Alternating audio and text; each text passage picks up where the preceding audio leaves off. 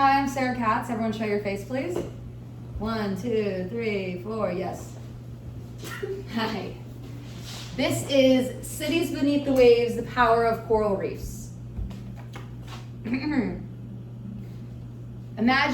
you look under the water and you see coral reefs that are huge metropolis cities filled with schools of fish, towers of coral, and colors galore.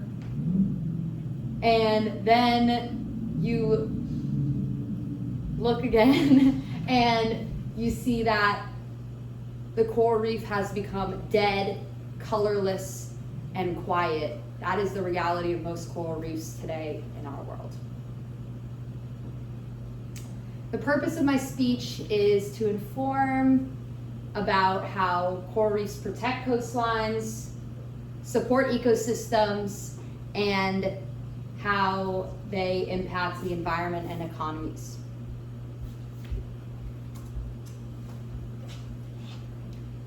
Some sources I used for this speech are the National Oceanic and Atmospheric Administration, the National Geographic, as well as a peer review journal in marine policy.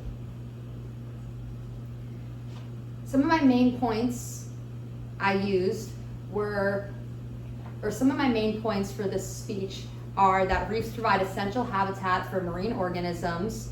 They are natural barriers for coastlines, and their decline leads to a series of economical and environmental issues.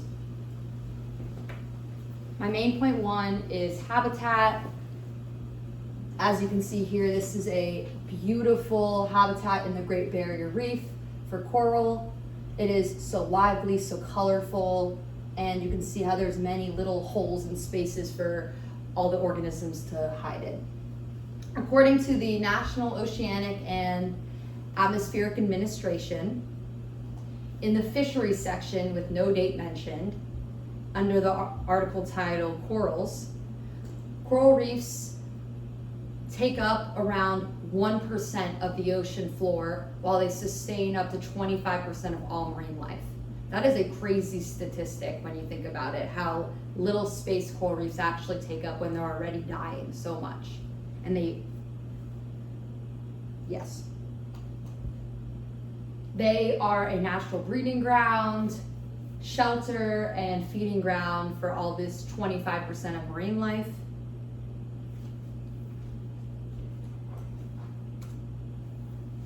You can see some of the biodiversity here and the beautiful colors as well. Ryan Clark Howard in 2016 wrote, "Corals are dying on the Great Barrier Reef" in National Geographic, and he stated that coral bleaching led to a 50% increase in coral mortality in certain areas, and this shows the scale of economic impact about how all of these fish are dying, and other animals as well. There are turtles, there are sharks, they all are a system, they go together, and it is, as you can see here, this is what coral bleaching looks like. Compared to the other photo, the coral is so much more dead, the environment is so much quieter, and it looks like a completely different world. Coral reefs also protect coasts. Coral reefs' main protection with coasts is to absorb wave energy. According to the National Oceanic and Atmospheric Administration in 2024, under the article Coral Reefs Protect Coasts, it states that coral reefs absorb up to 97% of wave energy. If we did not have coral reefs near the shores, because they need to be near the shores because they do photosynthesis, then this would lead to flooding on coastlines as well as erosion. And the coral reefs also act as a natural barrier, and they leave the environment less vulnerable. as the decline of coral reefs occurs, there are many environmental and economic issues that also lead up to it. According to Mark Spalling, ETAL, in 2017, mapping the global value and distribution of coral reef tourism, and a peer-reviewed study in the Journal of Marine Policy, coral reef tourism supports around 70 million trips, as well as $36 billion to the global economy annually. Without funding for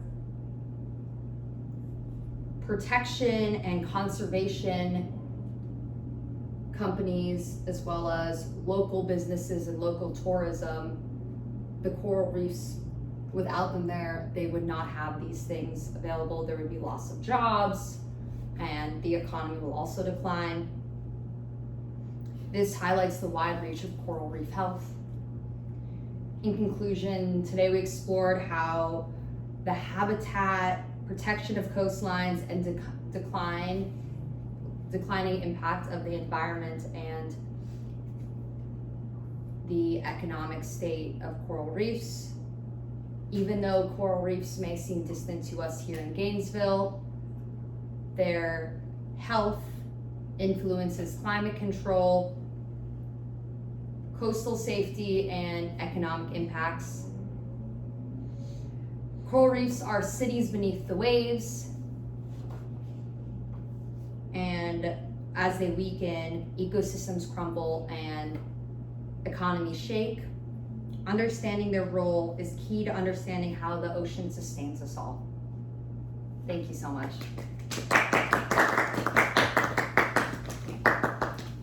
Any questions? Hi, yes, Samantha, right there. What is currently being done to restore coral reefs?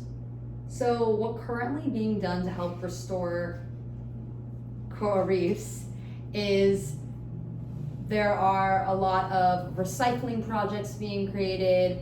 People will be taking and even 3D printing with old plastic and things like that to create these big contraptions that they're putting at the bottom of these oceans, less than 20 meters deep, allowing the sun to penetrate. And this also allows for the corals to regrow on these new systems, and that's one example. Another one is that we are making sure to not fish in the areas where there are, like specifically the Great Barrier Reef. We're not fishing in those areas. We're not having giant motors go off in those areas. Yeah, thank you guys. Any more questions? No. Okay, thank you.